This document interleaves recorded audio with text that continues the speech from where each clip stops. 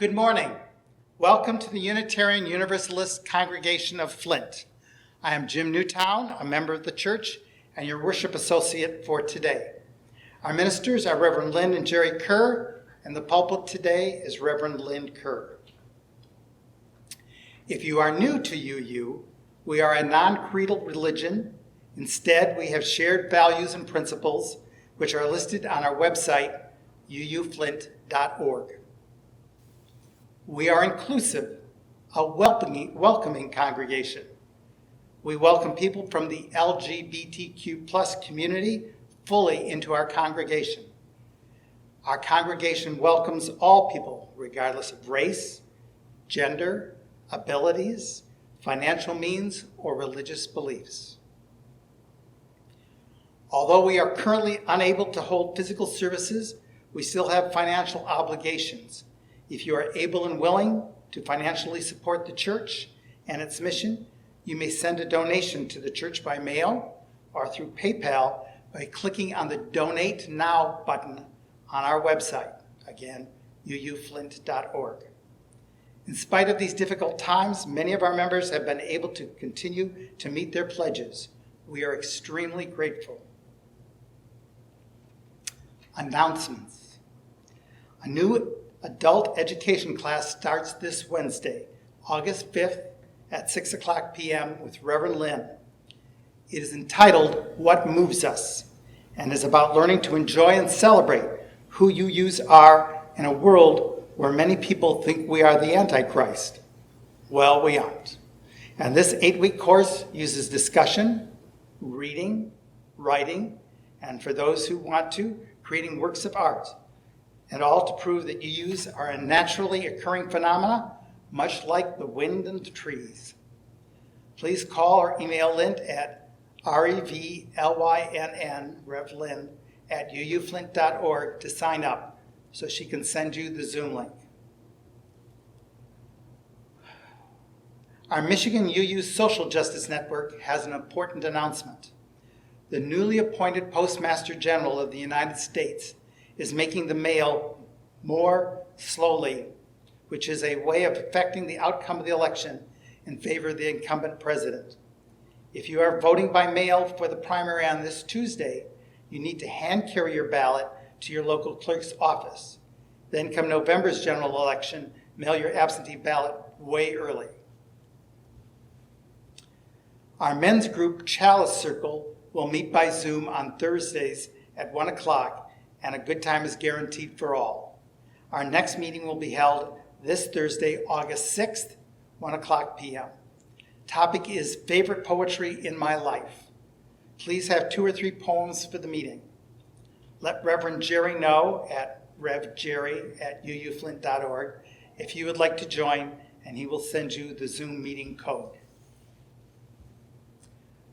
Coffee hour after the service is one of our time-honored traditions. In spite of the challenges of COVID-19, we have managed to continue this tradition virtually, online. So please join us on Zoom at 11:30 Sunday morning for some conversation or just to check us out. Check our Facebook page or the uuflint.org website for the Zoom code. Thank you.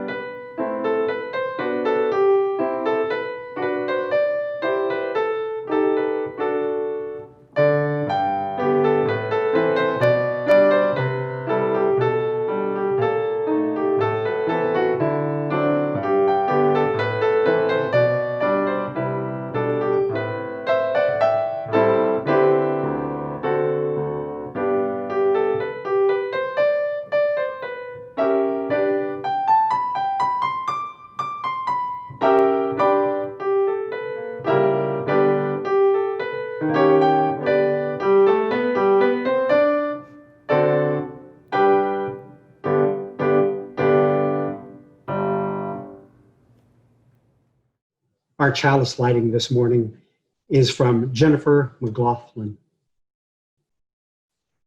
Like that first hint of green renewed by the sun, may our chalice bring warmth and love into our space.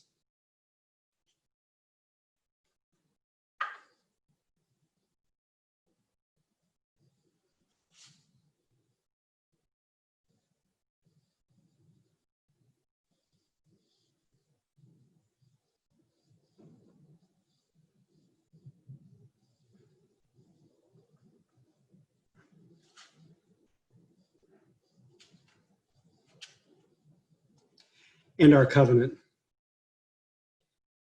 Recognizing the richness of diversity, the beauty and wonder of shared worship, and the transforming power of love and service, we gather as a sacred, intentional community to freely seek knowledge and truth and to celebrate the fullness of life, and by our actions to increase goodness and justice.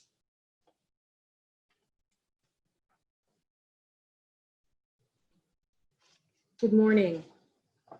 Our opening words this morning are from Theodore Parker. Be ours a religion which like sunshine goes everywhere. Its temple all space, its shrine the good heart. Its creed all truth, its ritual works of love. Its profession of faith, divine living. And if you'd please join in a spirit of meditation and contemplation. There's my temple, believer, unbeliever, or wild one. You are welcome.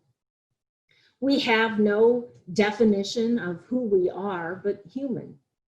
We have no code but that of respect. We have no creed but that of equality. Identity seeker, sinner, stateless or not, we have no constraints on expression but space. We have no code but to listen to poetry. History maker, marginalized, unorganized, you are welcome. We have no covenant among us but mutual assistance. We insist on no assumptions and doubt moral facts. We are free to theorize with emotion and call it hope. We have no seal on revelation, tentative as truth. Lead by your desires and serve by your power. Funny, temperamental, shy, or wise, you are welcome. There is not one way to be human. We have no world but that which we together create. Blessed be.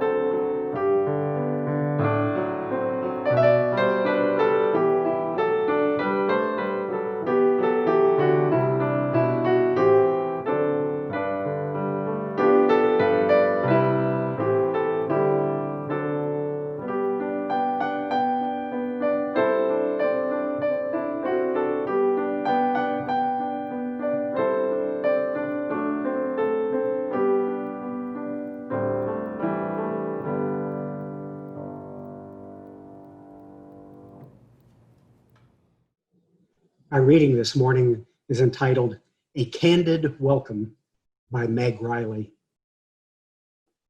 We see it all the time, signs by doors that say, "Everyone welcome here."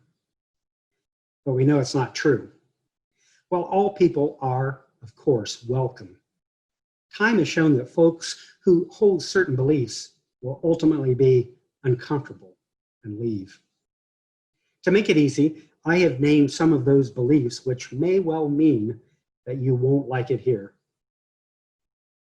Belief number 1, God wrote it, I read it, that settles it. Here, you're more likely to hear words like exploring, questioning, wondering, learning, growing.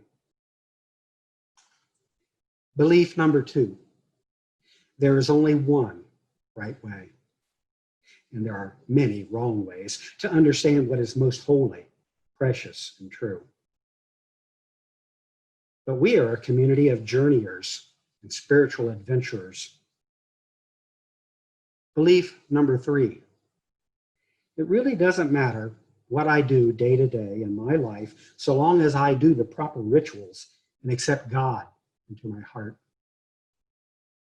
Well, we believe that faith is ultimately to be experienced in how you live. Some people are worthy of help and love, and some people just aren't. We, on the other hand, believe that no God would create people in order to damn them.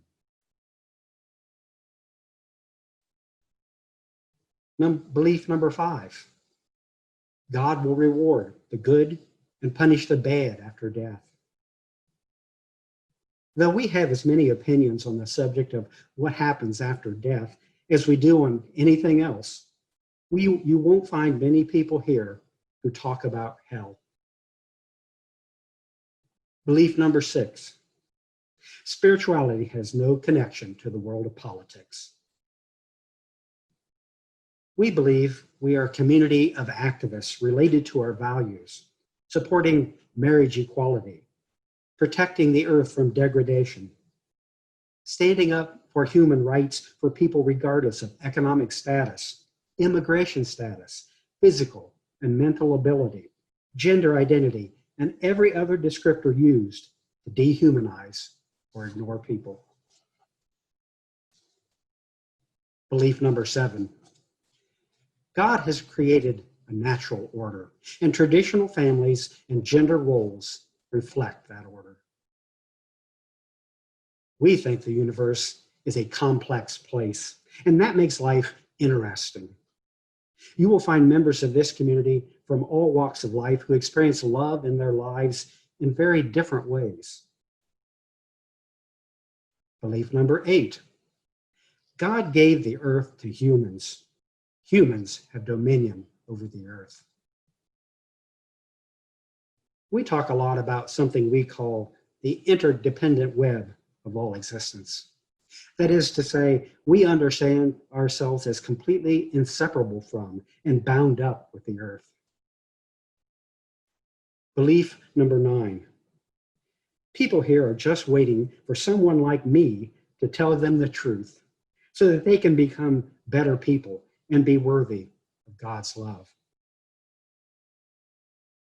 Whatever your truth, people here are eager to learn from you about it. And finally, belief number 10.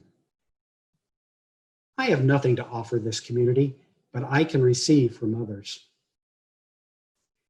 We are interested in your journey and your story. We believe that you bring unique wisdom and gifts, just the ones we have been waiting for. Hello, everyone. This song's called 2020.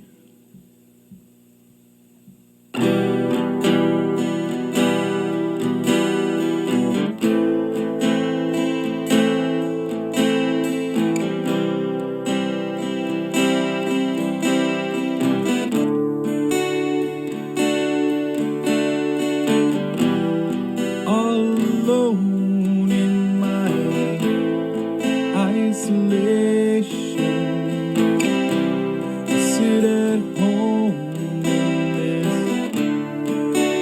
staycation.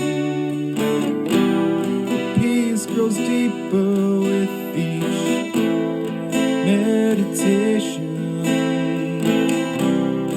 No need for a congregation, but I miss the people and I miss their smiles. But I must stay in isolation for a while. The world grows restless as we seek someone to drug. I stay well rested, but I sure could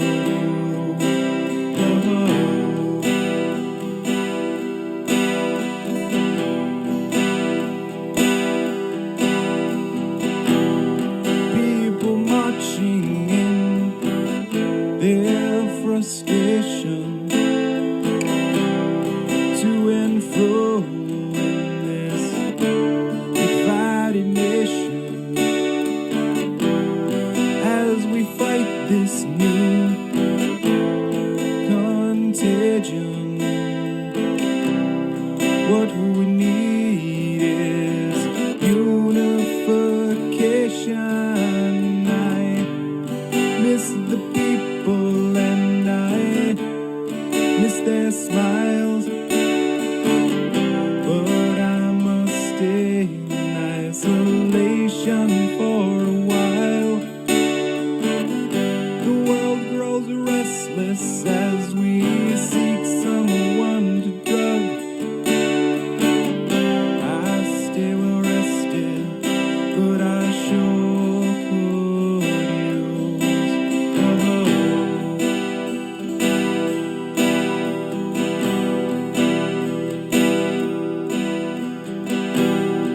2020, a cold, hard year. You stoke the flames of hatred and fear. Misinformation is always near. You strike the match on everything we hold dear. So I miss the people and I miss their smiles. But I must stay in isolation for a while. The world grows restless as we seek someone to drug. I stay well rested, but I sure could use.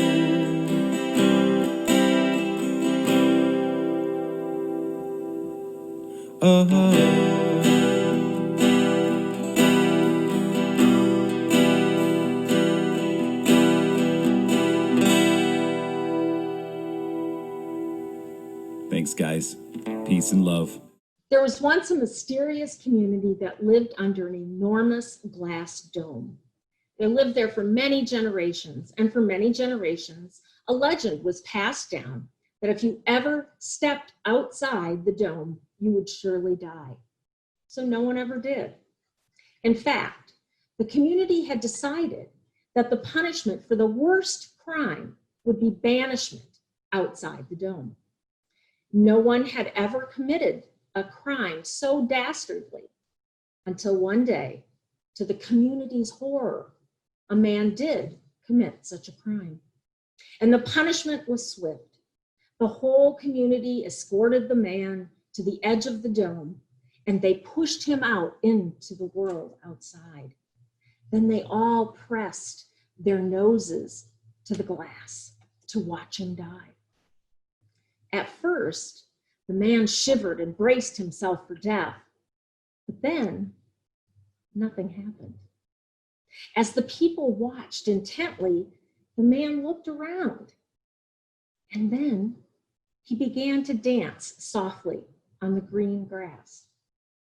Then he began to jump up and down and beckon to the people to come out and dance with him. The people inside the dome were filled with confusion and bewilderment to see this happy man dancing when they had expected him to die. Their confusion and their stress grew so great that they ran and they got buckets of black paint and large paintbrushes, and they painted the walls of the dome solid black as high up as they could reach so that they could no longer see the dancing man. And then they all sighed a great, great sigh of relief and went back to the way things had been the day before. In the last few months, I'm sure many of us have thought we'd like things to go back to the way they were before. I've talked to many ministers who've said that people in their congregations are worried, even UUs, worried about dying of COVID, worried that their businesses will go bankrupt, that they'll lose a job. They're worried about sending their children to school or not being able to afford daycare, worried about medical bills, riots, police brutality, who will become president, and now even worried about being kidnapped by federal agents. And if you use the science and reason folks are worried, imagine how frightened, irrational people must be. Things are pretty bad out there. My son and I joke that if everyone just thought like we did, our country would be in such great shape. But that got me thinking. We don't need to convert people or make Unitarian Universalists. That was just a cute title. No, right now, what we need is for those fearful, misguided people that live behind that black dome. We just need them to change their thinking before our resources and perhaps even our humanity starts to disappear. Because those people can't really see what's happening. Now is the time for people like us to give a voice to our values, to demonstrate our principles, and to show our ethics in action. Now, I know you've heard this from UU ministers probably hundreds of times, but I need to say it's urgent this time. This message has got to get out. Unitarian Universalism saves. Or to be more realistic, the philosophies and theologies behind it save. The essence of UUism strives to stop systematic inequality and quieting the voices of marginalized communities.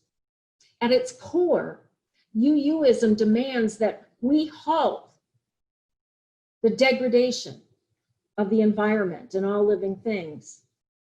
And it demands that we care for one another, mind, body, and soul. So no, this isn't about converting or knocking on doors, although a member of my last church changed that up a little bit when a couple of young men came to the door with religious materials and he gave them UU brochures. You can think about that. But even though my talk today is entitled How to Make a UU in 7 Days or Less, rather than making a UU, I really want to talk about how we might help create more people that are UU in principle. I have 7 days worth. I don't know, 7 seemed like a catchy number for some reason. But maybe you'll just need 3 or 4 if you're really good. Nevertheless, I'd like to share 7 characteristics of our progressive UU values that we might demonstrate in our daily lives. Values that could encourage others to make positive changes to benefit the world. It's time to make some noise or get into good trouble, as Congressman John Lewis would say. So here are some things I think we need to spread around. Day one's value: we don't have the answers. Author and doctor Bernie Siegel shares a story that his great-grandfather told him about the persecution he experienced in Russia. One night he was high on a hill above his village with his rabbi, and as they looked down to see their Jewish brethren being killed, the rabbi said, "I wish I were God." His great-grandfather asked, "Do you want to be God so you can change the bad into good?" "No," the rabbi said, "I wouldn't change anything. I want to be God so that I can understand." We aren't looking for answers in life or looking for great power or the one true thing. We desire lifelong learning and are happy to admit that we don't have all the answers, nor do we seek them. But neither do we have all power or look to a supreme being. We have free will. What a wonderful feeling to know that you have some control, some power, and even some understanding over your life. During this pandemic, I've heard so many times, God will give me COVID or not. So if he decides, why should I wear a mask? Or I've heard, it's my time to die, then God will do it. Or others who are afraid to take loved ones to the hospital because they believe God will heal them. They not only risk their lives, the lives of their loved ones, but also of strangers. We know that reason and science will be the savior in this crisis. So let's think about what we might do to help people understand that. Day two's value: be here now. Or as the Zen proverb says, before enlightenment, chop wood, carry water. After enlightenment, chop wood, carry water. Now I could list 100 cliches here, but the idea is many people are caught up in what happens next. Think about afterlife, for instance. We need to deal with what is in front of us. Enlightenment, for instance, is not the end or the goal. We still have to get on with our lives right now. I believe that message gets lost on some people. Some assume that Earth is just a pit stop on the way to an eternal paradise. They can't live in the present because it will never mean as much as the reward that awaits them. In our faith, we are encouraged to make the most of every day. We don't claim to know what's next. We just make the best of what we have. And we try not to assign a meaning to everything. We don't ask, why did this or that happen? We just respond to the situation. Now, I feel this philosophy of optimism makes a huge difference in a person's outlook, and that would change a lot of things. Aside from inviting someone to the life-changing experience of a UU coffee hour, what else might we do in this situation? Day three's value: we live in Indra's net. As our seventh principle states, we respect the interdependent web of all existence of which we are a part. I've always liked the metaphor of Indra's net and the image that it creates. It originated in Hinduism, and the net, or some people call it a web, has no beginning or end. And at each connecting point is a jewel. And each jewel reflects all the other jewels. Reflections of the infinite within the infinite. Nothing exists by itself. As one UU minister describes it, we depend upon the natural world for air, water, and sustenance. We depend on the institutions of human civilization to make our lives livable. And we depend on the people around us to make our lives wonderful. We need to nurture those things in return. If we have absolute dependence upon one another, there is no country first or people first or race first. Everyone and everything is equal. If we could convince others that our survival and our health is dependent upon the other, perhaps more people would work with us to make the changes needed to avoid further damage to our society, to people, and to our planet. The how is up to each one of us. Day 4's value, believe in dog. Chicago lawyer David Butow says, I was what some people would call a dog, a bad dog.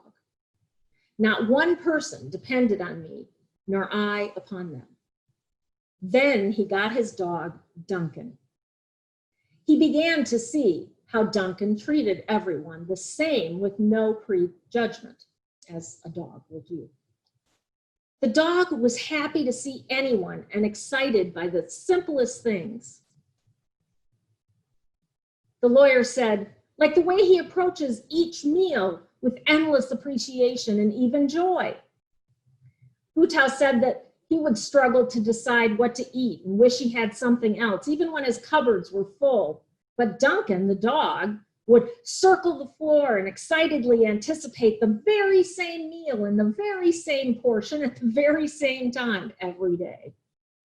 Butow remarked that his whole life seemed to be stressful, from what to eat to his crowded commutes to endless deadlines. Yet his dog was home all day, probably bored, but the minute that he'd get home, his dog would forget about all of that and was ecstatic to see him home again. Butow changed his outlook after getting Duncan.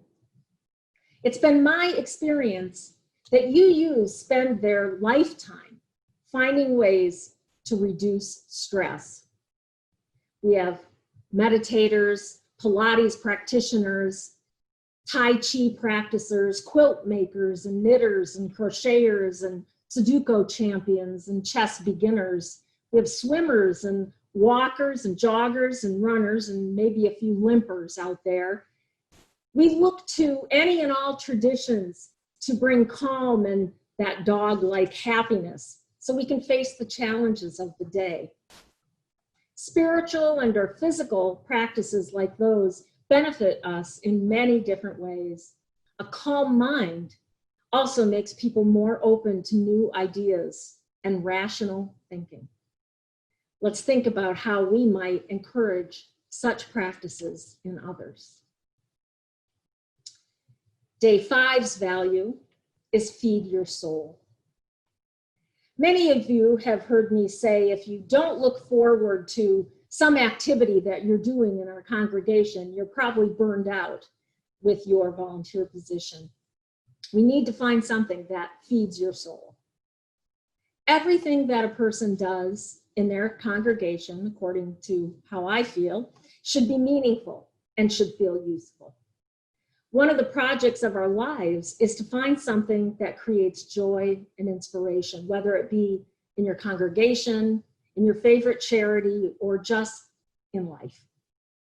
Imagine telling someone that one of your practices of your tradition is creating joy, wonder, and feeding your soul. I think you'd say, where do I sign up? Day 6's value is acknowledge that life can suck sometimes. Things don't always turn out the way you want them to, but chances are there are people who have been through a similar situation. UU Doug Muter explains, our congregations are full of faithful people who have survived not just financial setbacks, but illness, betrayal, deaths of loved ones, the failure of plans long crafted, and every other kind of hardship that life can muster. In some religions, people seek help from a higher power. But UUs tend to tell stories about what helped us to keep us going. My mother, who is Catholic, often says to me, please pray for so-and-so, or she says, do whatever it is you do. I often think, what do we do? But I know we offer support, compassion, physical assistance, driving people places, feeding them, visiting them. And we give you the assurance that although we cannot stop bad things from happening, we will be there for you. That is the unabashed truth. How could we let others know that when someone is in trouble in our community, we'll be there? And lastly, day 7's value is that we believe in a shared ministry. And this is the key to everything. Unitarian Universalists are very serious about ministers and lay people being equal in all ways. But historically, religious leaders were revered as teachers and the only source of inspiration in spiritual matters.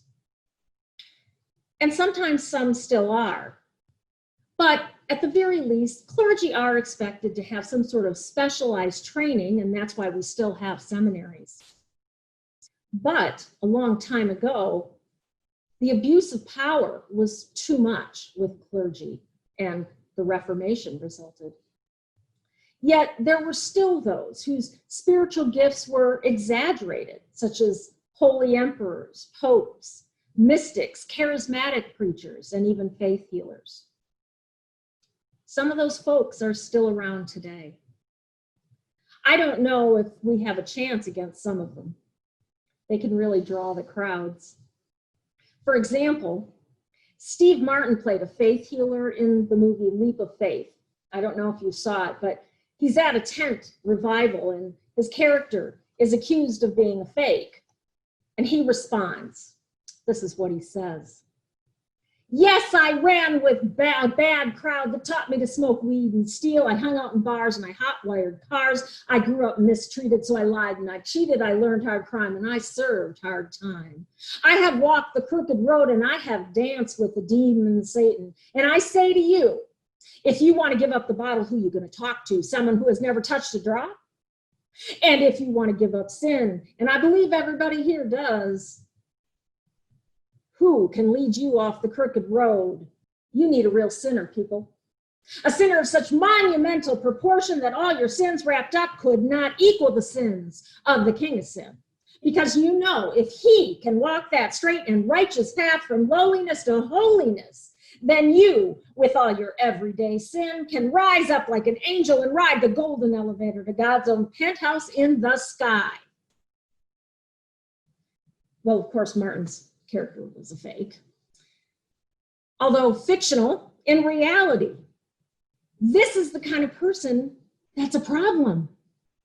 Because an entire religion or an entire congregation will put all their faith in a single prophet to tell them what to think or what to do.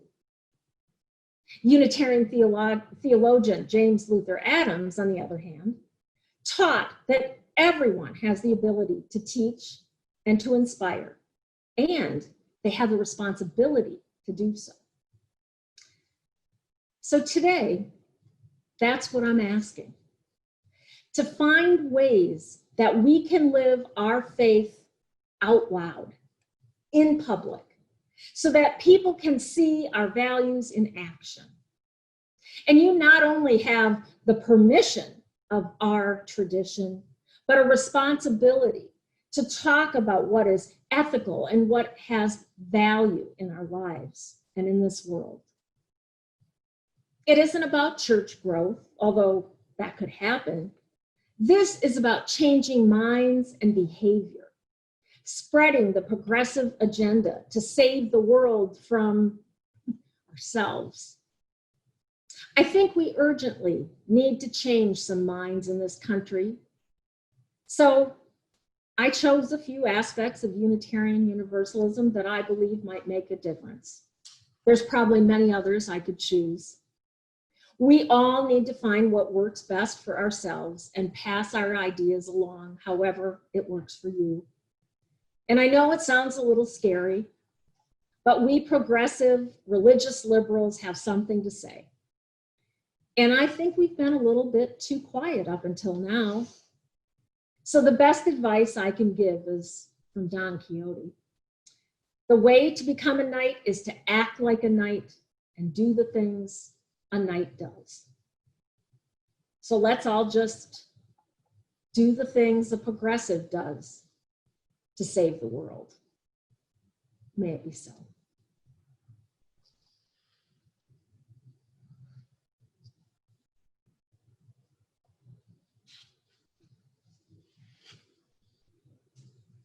Our closing words are those of Theodore Parker, a Unitarian minister of nearly 200 years ago. Ours is a religion which goes everywhere, available to everyone, no matter where they are or who they are. Its temple, all space. We gather in living rooms, in storefronts, on beaches, in forests. It only matters that we gather together. Its shrine, the good heart. The place most sacred is in us, the goodness in our hearts to do what is right. Its creed, all truth. No statements to memorize to prove our membership. We merely speak our truth. Its ritual, works of love. We strive to do things that show our love for all in the world. Let us go in peace. And let us extinguish our chalice. We extinguish this flame, but not the light of truth, the warmth of community, or the fire of commitment. These we carry in our hearts until we are together again.